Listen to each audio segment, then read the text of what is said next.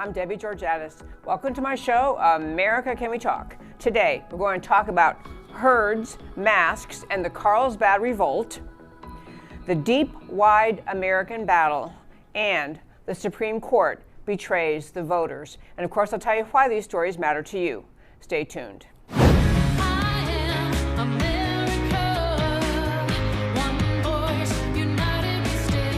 Debbie Georgatos, host of America Can We Talk, is an author, attorney, and political analyst whose mission is to inspire the American political conversation about preserving liberty in the best country on earth. And hello again, and welcome to America Can We Talk and to today's First Five. So there were a lot of things that happened very recently related to COVID and the ongoing battle between seeming the government powers limiting people and the rights of people to fight back, to speak up, to want to have their life back and have their normal life activities back. So I want to start by telling you in Carlsbad, California, where it's just north of San Diego. My husband and I lived in San Diego many years, been to Carlsbad many, many times. Very, very sweet, cute little beach town. Carlsbad decided as of last Friday, the restaurant owners, and I read one report said it was 120 restaurant and business owners, I'm not sure of that number, but they simply decided to have the Carlsbad Revolt. They decided to open their restaurants in defiance of Governor Newsom's order to open their restaurants and to have those restaurants open for sitting and eating inside as well as outside, not permitted by the governor's order. And I wanted this is a very short clip I sent to Matt the Wonderful to play about what the reasons are behind these people's thinking why they would do this. Today marks a different day, and here's why. We're tired of waiting for this governor to get it right. We have determined that, we are the people. And when the government doesn't get it right, we gave them the power to govern, we can take it back. Today we take it back. We are declaring ourselves open for business, outdoor, indoor, safely and responsibly. Okay, you gotta love this because, Carlsbad is it's a beachy community, so it certainly has a mix of people politically.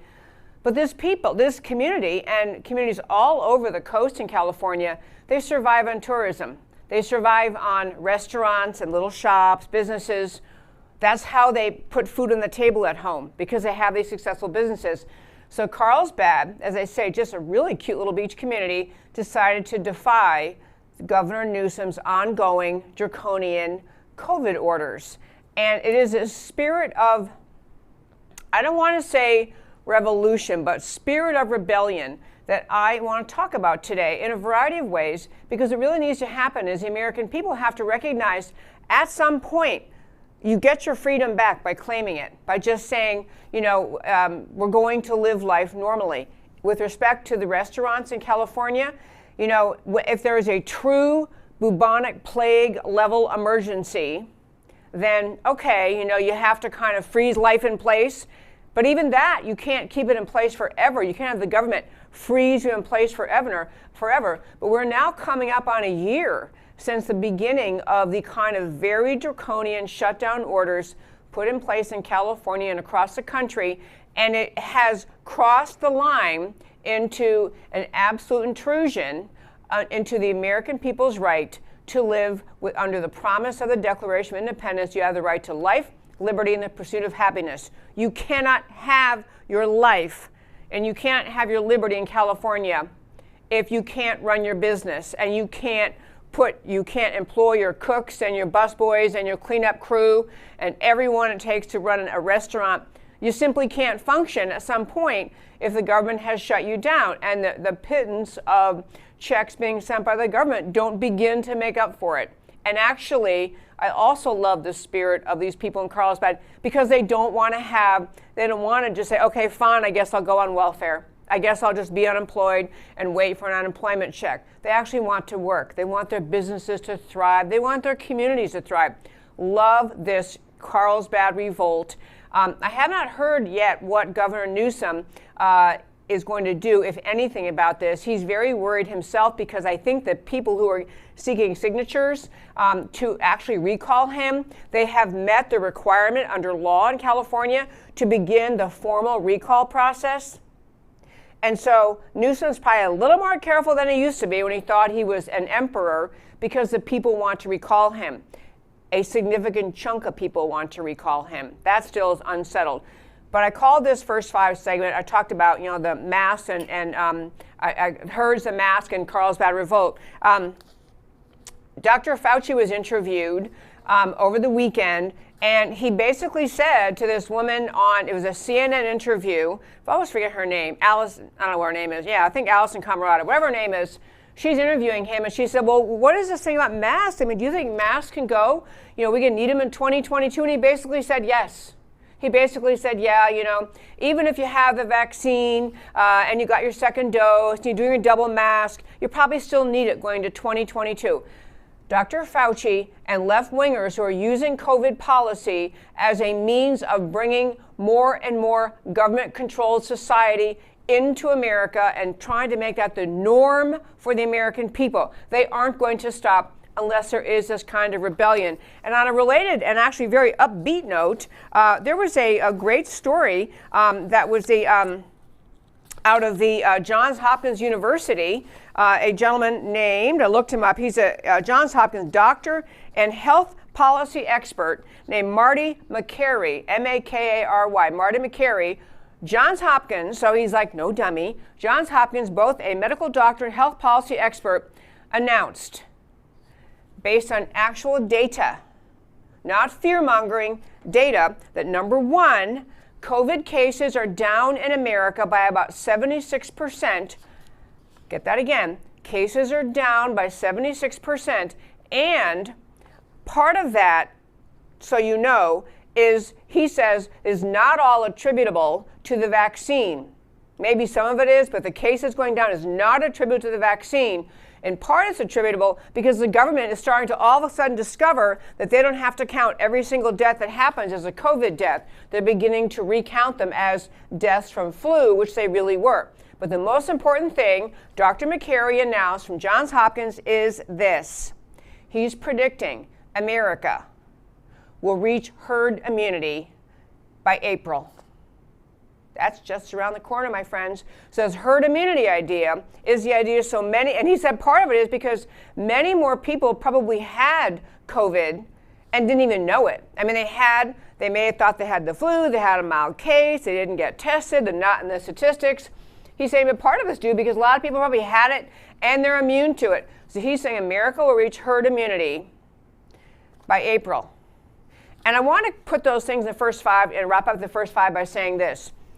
It's not the same universe of facts where you have one actual practicing doctor and health policy expert at Johns Hopkins saying, we're going to be at herd immunity in April.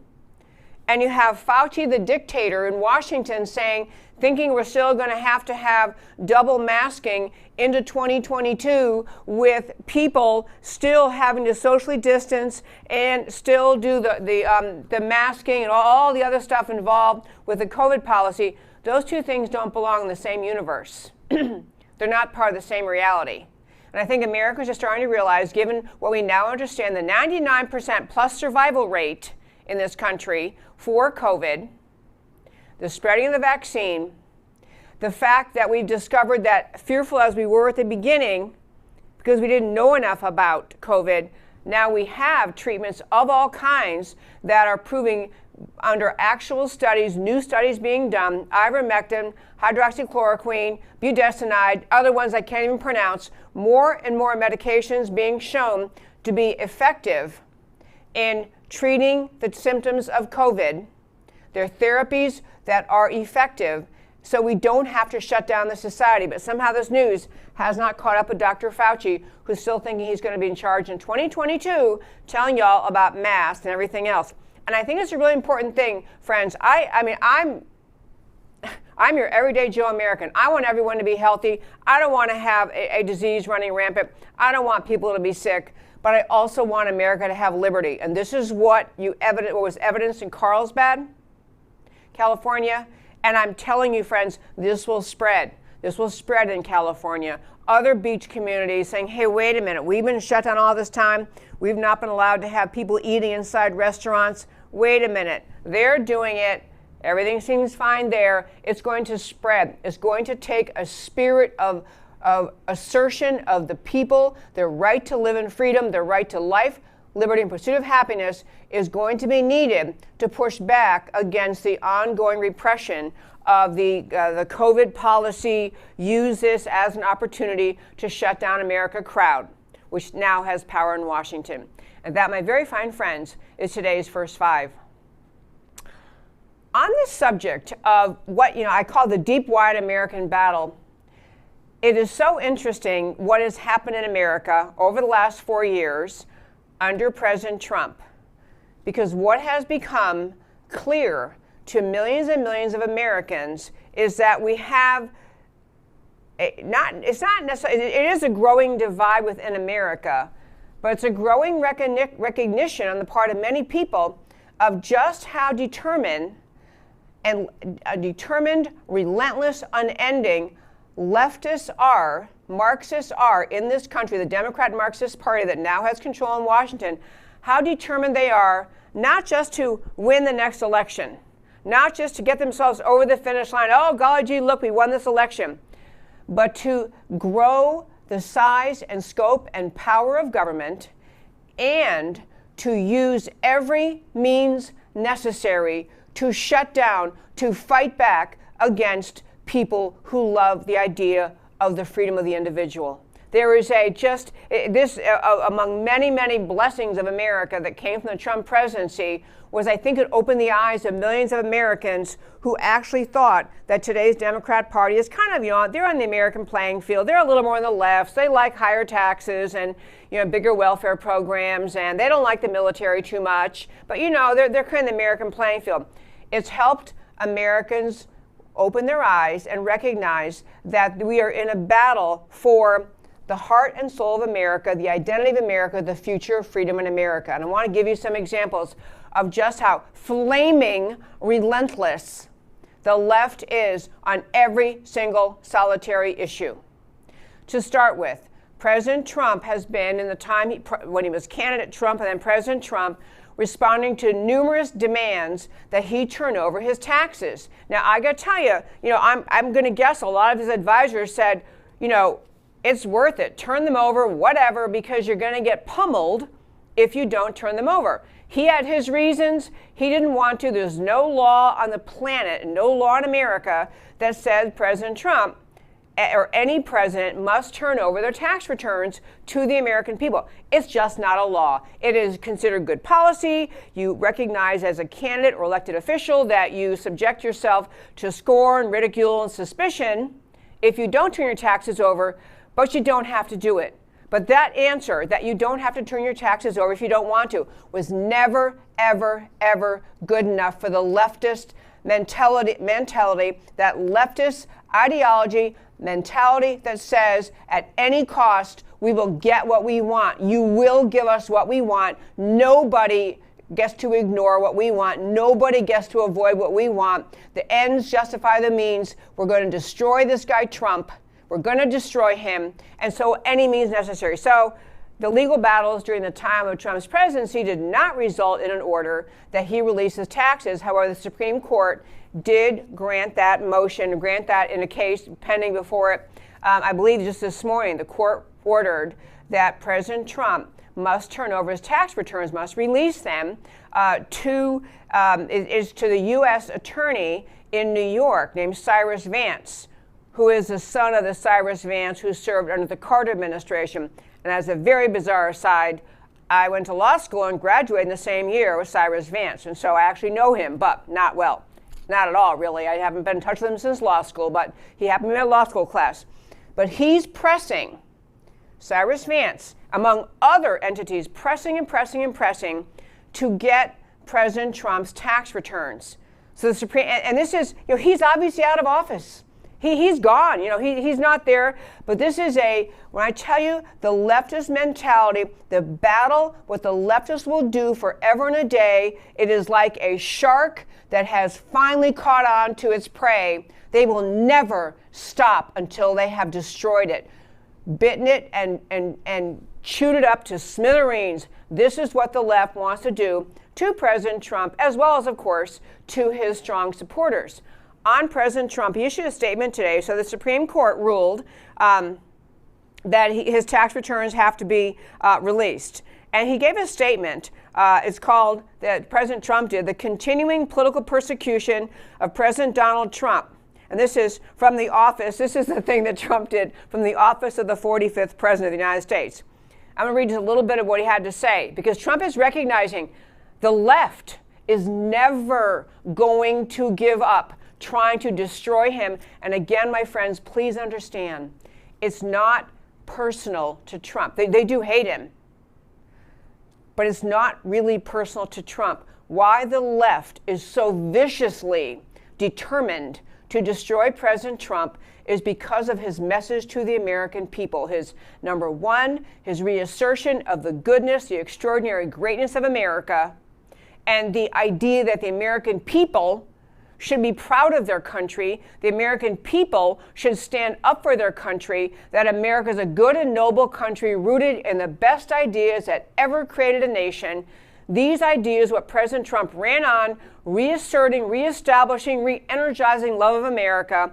And the second and related point, what he ran on, was the message to the American people that you have the right, as American citizens, to expect that the government looks out for your interests, that the government actually stands up for and protects your interests, that our immigration policy and our border policy and our tax policy and our policy with respect to trade with foreign nations, all of that should be centered around preserving and protecting the idea of America and of the American people, the America First idea. This was so novel to the left and so antithetical to the globalist mindset they had in mind, the globalist socialist path they were taking America down, that this is what really enrages the left about Trump, is because he re-inspired that love of America in the American people. And this makes the left crazy, that somebody had the nerve to tell the American people that you matter, that you are the sovereign, that we the people are the sovereign. This is what drives the left nuts by him. So back to what happened. So the Supreme Court orders he's got to turn over taxes. So I just want to tell you a little portion of the statement he had today. This investigation of his, whatever the tax issue was, it's secondary. It's not really why Cyrus Vance went to the Supreme Court again to try to get the taxes. It's because they want to get Trump. But this investigation is a continuation of the greatest political witch hunt in the history of our country, whether it was the never-ending 32 million Mueller hoax, which already investigated everything that could possibly be investigated, Russia, where there was a finding of no collusion, or the two ridiculous, crazy Nancy-inspired impeachment attempts where I was found not guilty. It just never ends. So now, for more than 2 years, New York City has been looking at almost every transaction I've ever done. This is Trump speaking. Every transaction I've ever done, including seeking tax returns, which were done by among the biggest and most prestigious law and accounting firms in the United States. The Tea Party was treated far better by the IRS than Donald Trump. The Supreme Court never should have let this fishing expedition happen, but they did. This is something which has never happened to a president before. It is all Democrat-inspired in a totally Democrat location, New York City and state, completely controlled and dominated by a heavily reported enemy of mine, Governor Andrew Cuomo. These are attacks by Democrats willing to do anything to stop the almost 75 million people, the most votes by far ever gotten by a sitting president. Trump throws that in. I love it. Who voted for me in the election, an election which many people, experts, feel that I won, and I agree. The new phenomenon of headhunting prosecutors, and then he goes on to other things. But this is Trump and the Trump team, the Trump mindset standing up. This is part of what I'm talking about today, what I'm trying to get to in my show. It's going to take standing up on the part of Trump, putting out a statement like that, and part of the American people doing what they can do, legislators doing what they can do, recognizing the danger to the American Republic and the future of freedom stemming from the left that now has power in this country. Another example I wanted to mention to you, and this is a relatively small thing, but an example of what I mean about the relentlessness of the American left. So Rush Limbaugh, as you all know, passed on, and he was just an icon to conservatives, and reviled by the left, just revered by the right, reviled by the left. There you have it. But in Florida, Governor DeSantis ordered, because Rush was a Florida citizen, ordered the Florida flags to be flown at half-mast. So he's honoring what, probably the single most recognizable name of a radio host in America. I mean, and a revered radio host, a massive million, whatever it was 25, 30, sometimes 32 million people tuned in a country of 320 million. That's an enormous audience, enormously loved. So Governor DeSantis says, let's do the flags at half-mast. The Florida agriculture person. It wasn't even, I got to find out for sure. I think it was the ag commissioner. A woman ag commissioner in Florida named Fried, or Freed, F-R-I-E-D, is probably pronounced Freed. She announced she ordered the offices under her jurisdiction not to fly the flags at half-mast. She can't even stand, the only statewide elected Democrat in Florida, only statewide elected Democrat. She can't stand to even have Rush Limbaugh's, honored by having the flags flown at half-mast for a couple of days, whatever it is, a week, whatever they do it for, probably a week at the most. She can't even stand that. She's saying, no, we can't even honor this person who actually did pass on and actually is, by people's accounts who are, honest, revered and loved. This is no, can't do that. And so I must say, in the spirit of rebellion that I am supporting, the spirit of standing up and fighting for truth, which is what it is to stand up for honoring Rush Limbaugh, what he did, I hope every entity in Florida does their flags at half-mast. Put them at half-mast just to send the message to this Florida ag commissioner that you don't tell us who we can honor. You don't shut us down and tell us whether or not we can honor someone that literally millions of Americans revered just because you hate him. But again, this visceral hatred spewing out of the mindset, out of the words, out of the mouths, out of the actions of leftists, it just knows no bounds. I mean, destroy Limbaugh because he did very much the same things that Trump did. Re-inspired conservatism, re-inspired Americans to love their country, re-inspired people to believe in themselves. One thing Rush was so good at, and we played that clip last week from CPAC, Rush encouraged people at CPAC, I think it was 2009 when he gave this speech, this idea that we conservatives, we look out at America and Americans, and we see fellow Americans whom we love and revere, and we respect them, and we assume that each of them has God-given talents and gifts, and we encourage them to be their best, to find their path in life, to pursue their version of life, liberty, pursuit of happiness, and find your dream, and keep the government regulation and taxes and onerous control, keep that out of the path of American citizens so they can find their place in the American dream.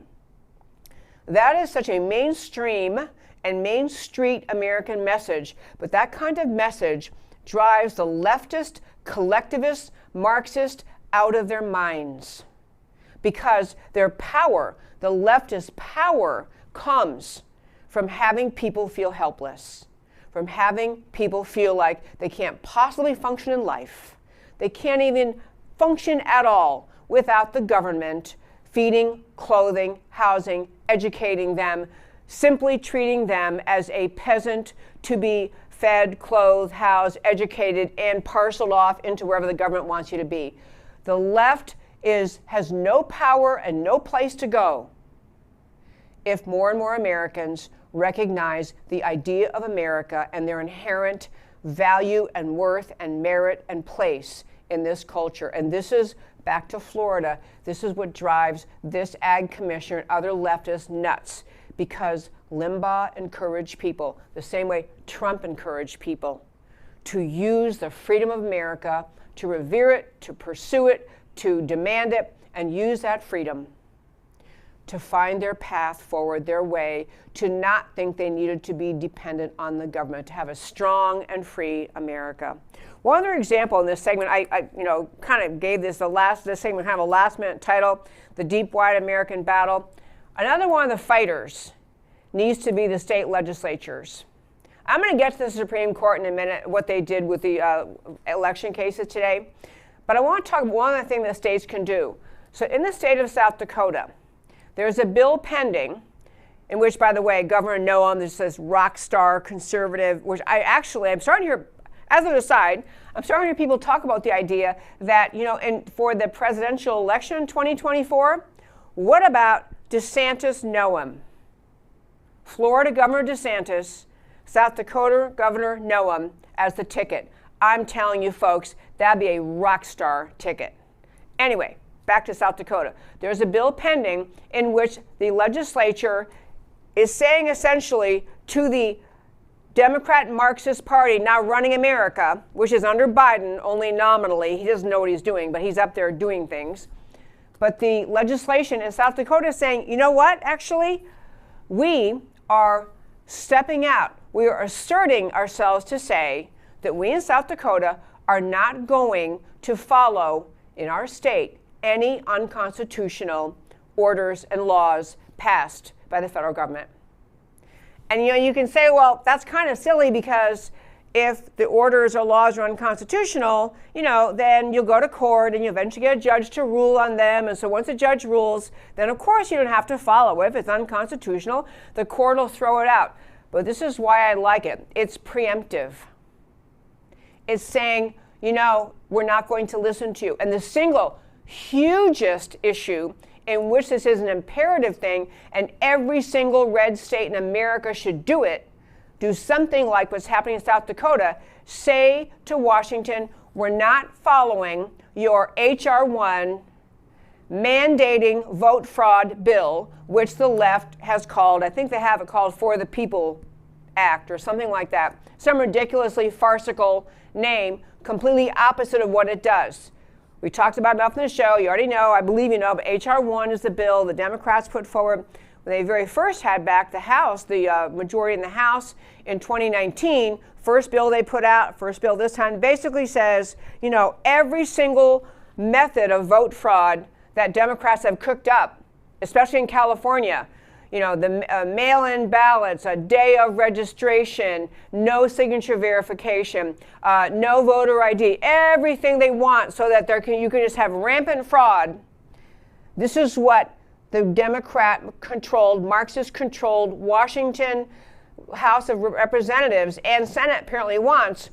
They're mandating those things, eviscerating election integrity provisions that many states have in place to try to assure that legal citizens actually have a vote, and actually have a vote that matters, that is not diluted or destroyed or balanced out by an illegal vote, by a vote by someone who doesn't have the legal right to vote here. So really kudos to South Dakota. Another example, another way that says this is how we fight. We stand up. And I really would love if every red state would say, you know what, us too, we're with them. We're not going to follow at least H.R. 1 because the federal government, I know that they are arguing that they have the constitutional basis for the H.R. 1 because it falls under, backing up, for the same reason that Congress believed they had the constitutional right to pass the law, the Voting Rights Act, that was to get after the racial discrimination in the Democrat-controlled South, which is why they had to pass the Voting Rights Act, because the Democrat-controlled South was racist and was trying to prevent black American citizens from voting, trying to prevent these new voters, black American citizens, from voting.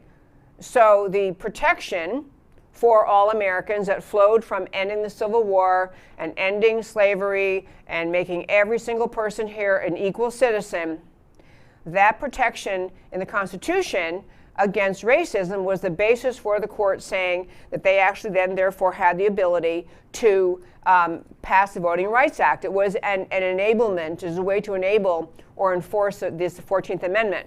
Well, they're making the same argument now about H.R. 1.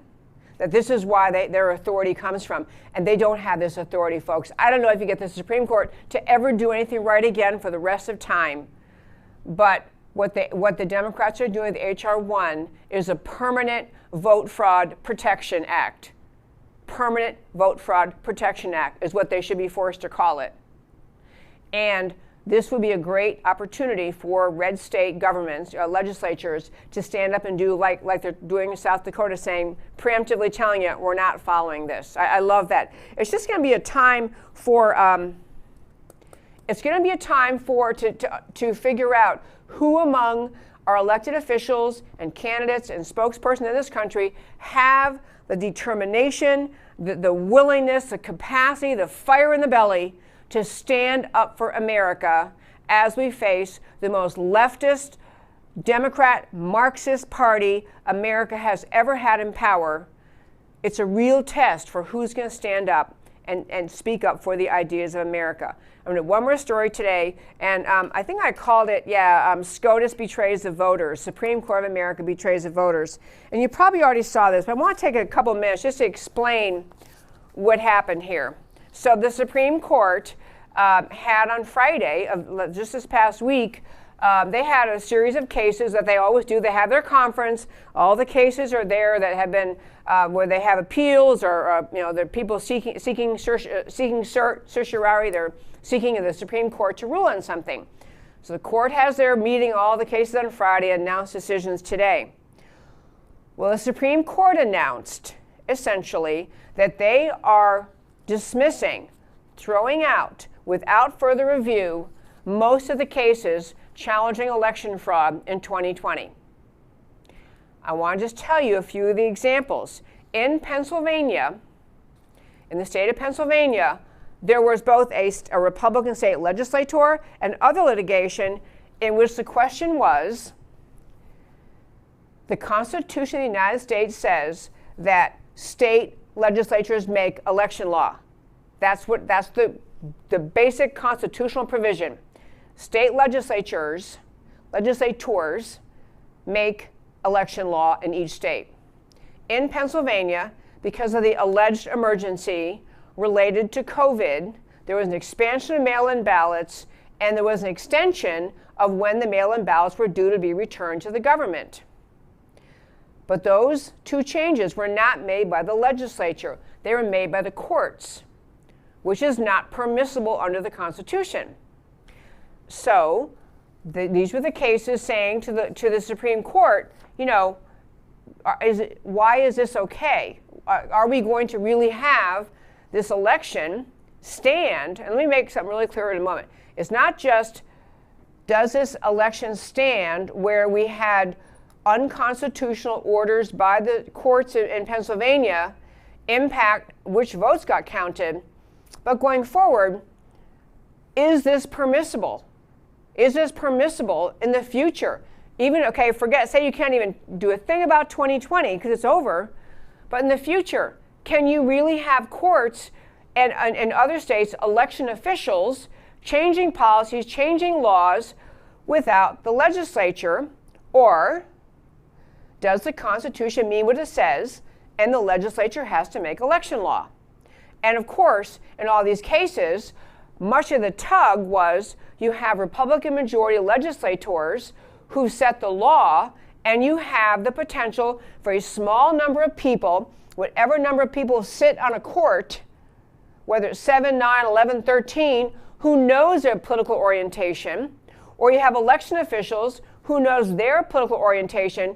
Do you have election law changes made by courts, whether they're elected or appointed judges, or election officials that don't represent who were chosen by the voters? And do they, this small number of people, unknown their political orientation, get to just change election law? So going forward, it was a very good question. But the Supreme Court rejected those cases in Pennsylvania, those challenges, and particularly changed it on the grounds of being moot. M-O-O-T, moot. As in, already decided, too late, not already decided, too late, doesn't matter anymore because the election is over.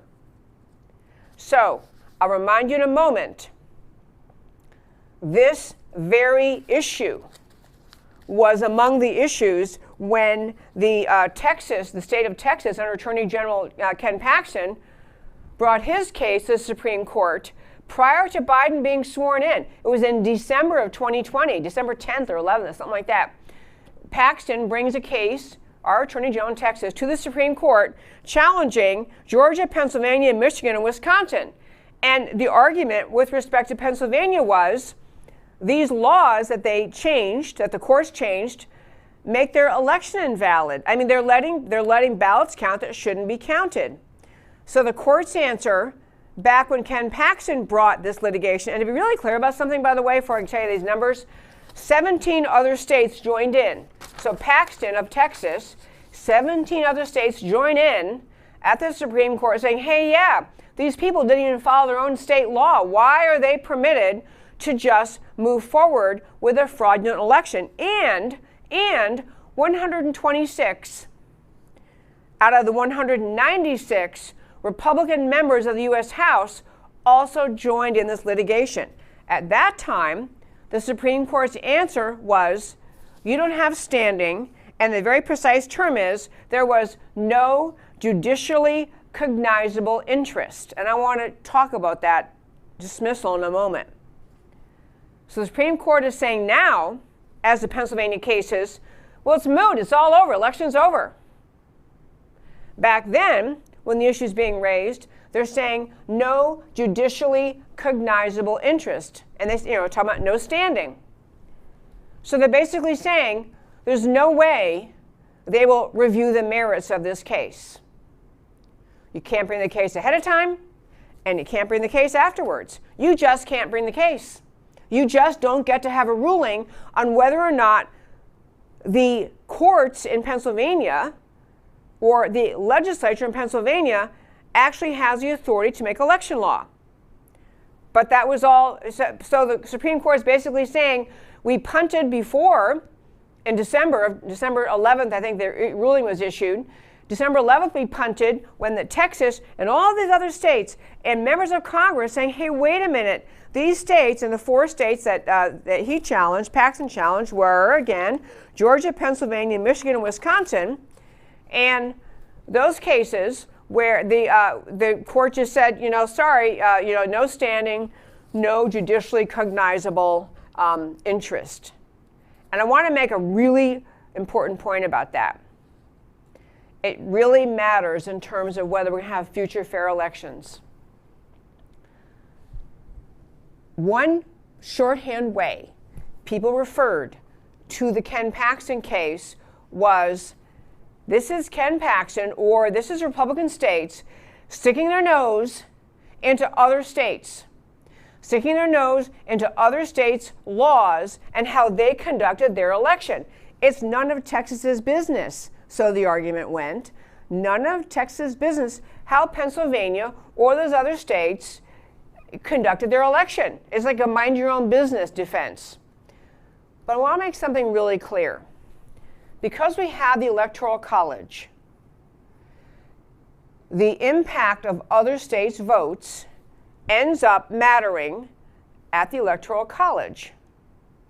If you accept the argument, that many people do, that the Democrats orchestrated a theft of the election, that they stole the election through a combination of electronic interference with the election, combined with a massive fraudulent mail-in ballot project, compounded by the states taking in mail-in ballots inconsistent with what is permitted by their state law, compounded with all of the evidence of actual election workers saying, yeah, I saw people counting the same ballots over and over in the machine until they got up, all the things we saw. The argument that Texas and the other states that joined in the litigation, that it shouldn't matter to them, is ridiculous. Because if that fraud occurred, as many people believe it did, the fraud stole the elections in Georgia, Pennsylvania, Michigan, and Wisconsin, and there were other states too, so that the voters in Texas, where we follow the law, or as far as everyone knows, and as well as we could, in Texas and other states, tried to follow the law to the best of our ability. Never perfect, but we tried to follow the law. We didn't have a massive fraud take place. But what that argument is saying is, when they say mind your own business, Texas, is we, these other states, Pennsylvania, etc., we can steal the election because the rightful outcome was Trump won our state, but we orchestrated that Biden won our state, and then we get electoral college, and we win, Biden wins, because we've stolen these states. They have stolen the votes, therefore, of the people of Texas. Because the people of Texas, when we vote and other red states vote, we get to our decision, our election, we have our electors chosen who then cast the electoral college votes from our state, and our state's votes are the power, the impact, the outcome of the election is stolen when the other states who actually also went for Trump have a Biden outcome because they did not follow the laws. They permitted fraud of a variety of kinds. It matters. Every wrong vote, every illegal vote, every stolen vote, every fraudulent vote takes away the power of another voter in that state. If you have one Trump voter who's legal and shows up and votes once for Trump, and then you have a graveyard person, a deceased person votes for Biden, the Biden vote cancels out the Trump vote. But that shouldn't be the case. The Biden voter who is deceased should not have a vote counted. And it is canceling out the Trump voter. Well, the same is true nationwide. If a state permits fraud to the extent that the outcome is shifted from Trump to Biden, that state is essentially canceling out the theft of elections in that state is canceling out the voters in the state of Texas and other places because they're not getting the fair outcome from a true election that had Trump win in Texas and these other states. The whole is none of your business is not true. It is not a valid argument. But back what the Supreme Court did, it was more than just those two cases. I want to just mention there was a vigorous dissent by Justice Thomas, who is, a rock star. But Justice Thomas had a vigorous dissent in these cases. And I will tell you, there are a bunch of cases, but I want what his dissent was in this case, the Pennsylvania cases. He's saying, basically, the Constitution says each legislature has authority to determine the manner of federal elections. And he said, but in these states, we had officials who are non-legislative, not legislators, in various states took it upon themselves to set the rules instead. So you had an unusually high number of petitions, emergency applications, etc., contesting those changes. He says these petitions are given a clear example. In Pennsylvania, the Supreme Court extended the deadline when votes had to be received by 3 days. And so he's saying even if, as the people are arguing, that the number of votes that were counted that arrived after the deadline and under Pennsylvania law shouldn't have been counted, but because the Supreme Court extended the deadline, they were counted. Even if you say, okay, those votes shouldn't have been counted, what Clarence Thomas is saying, okay, but people are saying, but that wouldn't have been enough. The votes were counted that came in late weren't enough to change the outcome anyway. He's saying, but even so, why doesn't the court address this question? Why don't we address the question going forward? Because by not addressing it, this is me paraphrasing him, by not addressing it, they're validating that all the antics and shenanigans that the left pulled, no one's reviewing it. No one's looking at it. No one is examining it. No one is issuing a decision such as is needed by the Supreme Court to say, when the Constitution says the legislature must be the ones that set the law directing the manner of holding elections, does that really mean it? Or should the Supreme Court say, or anybody else, whatever? Let the Supreme Court rule on that. He's saying not necessarily changing the outcome of the 2020 election, but moving forward. Are we okay with this? We just let this cabal of, in my words, election thieves change laws, change rules, change the outcome, and say, oh, well, who knew? We had a law that would have permitted one outcome. but we let the leftist vote thieves change rules, and we got the opposite outcome, and nobody will look at it. This is a frustration that Thomas, very eloquent dissent, I won't read it, it's a little bit lengthy, but very eloquent dissent that he wrote. Daniel Horowitz just brilliant Daniel Horowitz, that Conservative Review, is pointing out this is what happens every election. They refuse to deal with the problem at hand, so they won't deal with it in December when they had the cases, won't deal with it. No standing, no judicially recognizable controversy. And then afterwards, no, it's moot, it's all over. They've washed their hands the entire issue. The court has. 3 dissenters, for whom you might imagine the usual 3 reliable dissenters. It was Thomas Alito, I'll find the other one. Thomas Alito, one other one, dissented. And everybody else went along with just rubber stamping, letting the election fraud go. Daniel Horowitz made a great point. This happens every election. They refuse to deal with the problem at hand. It never gets fixed for the next time because it's moot. This is how the lower federal courts and some state courts have screwed with legislatures and election law for the past 15 years. Okay, but it wasn't just the Pennsylvania cases. The Supreme Court threw out a slew of them, disposed of, rejected, eliminated a whole bunch of them. The Pennsylvania ones I already mentioned. Lynn Wood case in Georgia, challenging results and policies in Georgia. A case out of Arizona was dismissed. A case that Sidney Powell brought in Michigan was dismissed. Other Wisconsin result. Anyway, so the point is the court really just basically washed their hands of all these cases. There are, I believe, a few pending cases still floating around in federal court. But this was a big blow to people hoping the Supreme Court, even just looking forward to future elections, would look at this and say, is this okay to do? Is this okay to do? And when you think about the idea that they wouldn't look at the cases before the election, they wouldn't look at the cases after the election, before the swearing in, and that leaves me one last point I want to make, and I'll wrap up for today. And I may come back to this later in the week, but I've been encouraging you to read the incredibly insightful and kind of ongoing, well-written, easy-to-read blog posts that Patrick Byrne is doing at his blog called Deep Capture, deepcapture.com. He's been writing, he was right in the midst of all of the election integrity challenges in 2020. Deepcapture.com, read his blog pieces. I think it's just a whole series. I think it's just called How DJT Lost the Election or something like that. But one thing that came out I hadn't realized, I want to share with you, and this kind of goes to my point about being in the fight for America and recognizing this is a time when you're really seeing who has the mettle, who has the backbone, who has the willingness to stand up and fight. I learned that on January 5th, the day before the Congress was going to do their constitutionally required action meeting in which Congress, House and Senate meet, and the Electoral College votes are open and counted.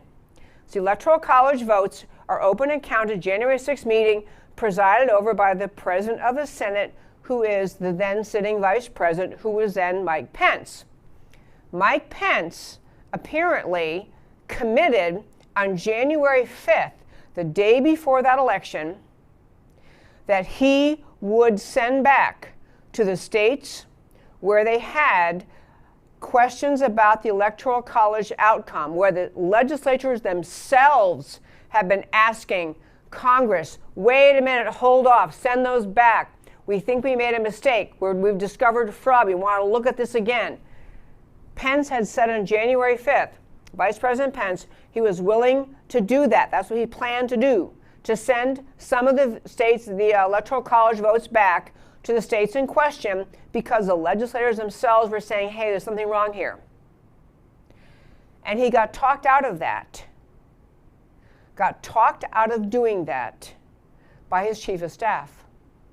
Now, maybe others were involved in the conversation with him, and maybe he would say that even though he committed that he would send back those Electoral College votes on January 5th, that the more he thought about it, he was persuaded by the arguments of his chief of staff, persuaded by whoever else talked to him about it, that he got persuaded, okay, you know what, actually, I shouldn't do that. Maybe he'd say he got persuaded. But I want to make a couple quick points about that. The decision on January 6th to refuse by the Congress, and Vice President Pence in particular, who was in charge of that proceeding, the decision to refuse to send those Electoral College votes back to the states in question, who were themselves asking to have their votes sent back to them to re-examine them in the light of evidence of fraud. That decision, to put it mildly, was monumentally consequential to America. Monumentally consequential. And it was a decision where, as we said at the time we were talking about it, there was no legal precedent either way as to whether or not Vice President Pence had the authority to do that. There was no precedent saying he absolutely had the authority and can do that, and there was no precedent saying he did not have that authority. It was novel ground. And it was ground that required him to be extremely brave had he decided to send the votes back. He wouldn't be deciding the election. He would not have been deciding the election. He would have been deciding to let the states in question re-examine what happened in their state, whether there were fraudulent votes, whether there were votes that counted 6 times, all of the questions then pending before those legislatures. The legislators themselves would have had a chance to review that. But the decision he made, some may say that it was wisdom, the decision he made to not send them back. Some may say it was wisdom, some may say it was the safest course, because otherwise you might have an uprising, otherwise you might have, people claiming that he participated in stealing the election for Trump. You would have, you're going to have people angry either way. Either way, he would have had people angry. But the decision to not send those votes back was a monumental over-the-cliff for America into the world of the Democrat Marxist takeover of America. And there was a failure, in my opinion, of Vice President Pence and his team to understand that. A failure to understand how significant, consequential, monumental it was to allow this, what I think is obvious election theft, to go forward. Obvious, monumental consequences for America. We wouldn't be where we are today had the votes been sent back, Electoral College votes sent back, and those legislatures looked at it again. Now, the legislatures might have looked at it again, they might have examined what they thought was election fraud, and they might all have concluded that no, they were right the first time. The best answer for their state is Biden won, and the votes we have to count. They could have reached that conclusion. They could have had the opportunity to reach that conclusion. But refusing to send it back foreclosed those states from looking at election fraud. And now it's like, it seems like it is so long ago. But at the time, people in those legislatures were doing what was normally a perfunctory function. The election happens, we have electors, we have election officials, they tell us the answer, we're the legislature, we certify it. There were just hints at the edges. There's something really wrong here on election day and the few days following the election. We didn't know then what we know now about the scope and breadth of election fraud. But I thought that was extremely consequential. I had not realized that Vice President Pence had committed on January 5th he was going to send votes back to the states who were concerned that fraud had entered their process and resulted in them perhaps certifying the election for someone who didn't really win it. I didn't know didn't know that Vice President Pence had done that. I didn't know that he then changed his opinion overnight, which I think will be, honestly, for his future, his political future, I think he has none. I think Vice President Pence has no political future. I think many vice presidents think of themselves, someday I'll be president. I know he's gone to work for Heritage Foundation. Vice President Pence has. I will talk about that another day. But he didn't make he didn't make the brave decision. He didn't make the groundbreaking, brave decision.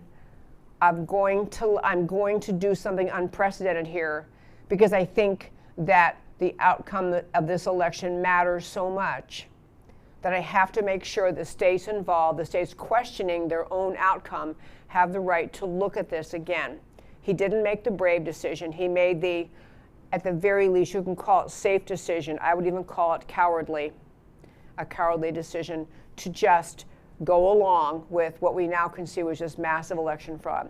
Anyway, I want to wrap up. I need to wrap up. We're out of time here. But on the subject of election fraud, I think going forward there may be more cases that come forward. I've been connected with Sidney Powell. I think she may have some things in the works. But what we really need to be focusing on, or in addition to still trying to cull out, if we can, completely understanding what happened in 2020, we need to be laser focused on 2022 and doing everything we can to correct the potential for election fraud in every conceivable way. And we've had people in the show talking about that. We'll talk about it more. Because going forward, if we ever want to rebuild again the faith of the American people in the fairness of their election system, it's going to require very hard work on the part of legislators in every red state. You'd like the blue states, but they won't probably do it. But the red states need to be doing it. They need to be deciding they're going to do everything they can, not just to give a good speech and claim they care about election fraud, but doing the hard work of getting election integrity legislation passed so that we minimize the potential for ever having a 2020 election cycle again.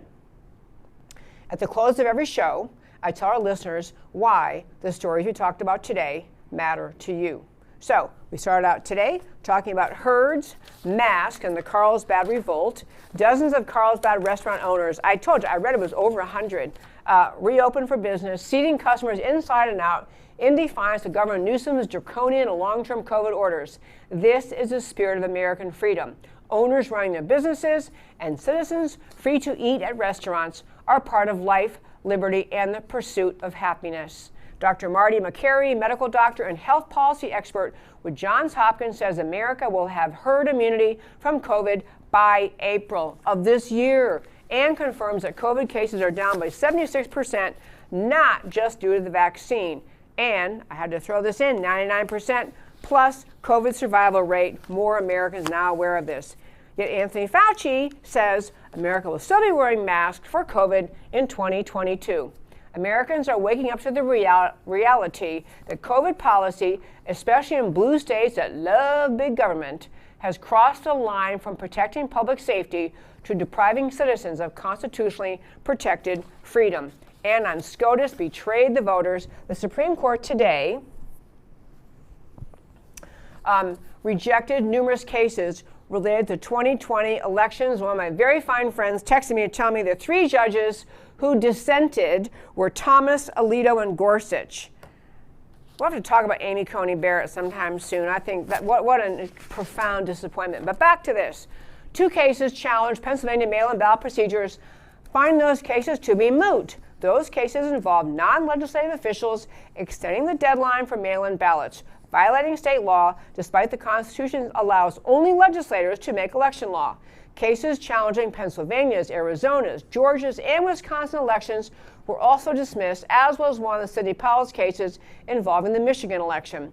The Supreme Court dismissed a December 2020 case brought by Texas Attorney General Ken Paxton, in which 17 states and 126 of 196 GOP members of the House joined, the court finding no judicially cognizable interest have been shown, no standing. And I will repeat what I was saying earlier. Every fraudulent vote suppresses a legitimate one. Again, no court review of the substance of election fraud claims. Frustration mounts that the means and methods of fraud have not been exposed, so future elections are at risk. And that, my very fine friends, is America Can We Talk for today. You can email me at americacanwetalk@gmail.com. You can go to our website, americacanwetalk.org, and on that website, hit the subscribe button. You get our once-a-week newsletter, and hit the donate button if you'd like to support this show. This show is supported entirely by listeners. A one-time or recurring donation would be incredibly appreciated. But most of all, I ask you, if you're listening on social media of any kind, remember you can always watch my show live on my website, americacanwetalk.org /live / go to the website to watch it there. This is one place social media cannot take me down. Wherever else you're listening, Facebook, YouTube, Twitter, wherever you're listening, please like, share, comment, tell your friends. If you subscribe to the newsletter, forward the newsletter. It's a great way to share the show. I do this show out of just passionate love for and support of America, the most extraordinary experiment in human liberty ever to bless this earth. I do this show out of love of America. And I do it every Monday through Thursday at 3 p.m. Central Time. I love having you listen while I speak up about America. And I do that because America matters. And I will talk to you next time.